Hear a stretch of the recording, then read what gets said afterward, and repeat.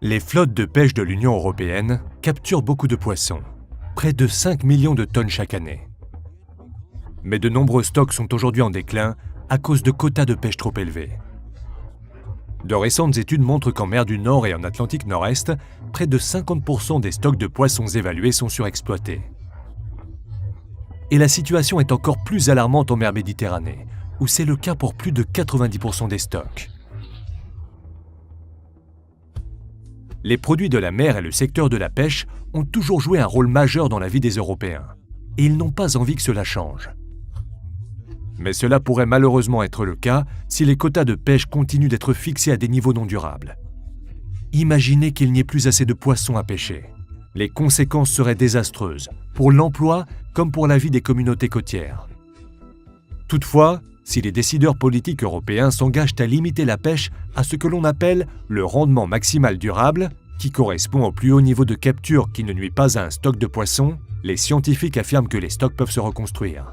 Certains experts estiment même que mettre fin à la surpêche en Atlantique du Nord pourrait générer 4,6 milliards d'euros de chiffre d'affaires supplémentaires chaque année et créer des milliers d'emplois dans le secteur de la pêche. En théorie, l'Union européenne devrait déjà être sur la bonne voie pour mettre un terme à la surpêche. La réforme de la politique commune de la pêche de l'UE, entrée en vigueur en 2014, exige que tous les stocks de poissons soient exploités de manière durable d'ici 2020 au plus tard. Cette législation a été approuvée par l'ensemble des ministres de la pêche des États membres de l'UE et par les représentants du Parlement européen, avec un large soutien de la société civile. Alors, pourquoi le problème n'est-il toujours pas résolu ? Chaque année, la Commission européenne demande au Conseil international pour l'exploration de la mer de lui fournir des avis scientifiques pour proposer les quotas de pêche de l'année suivante, ce qu'elle fait à l'automne.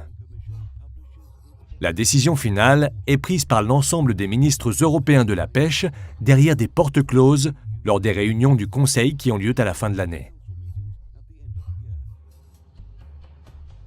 Bien que la législation ait changé, les ministres continuent de fixer certains quotas à des niveaux supérieurs à ceux recommandés par les scientifiques, retardant ainsi l'éradication de la surpêche en Europe. Si l'on veut voir un réel changement en mer, il est grand temps que les décideurs politiques européens appliquent correctement la politique commune de la pêche.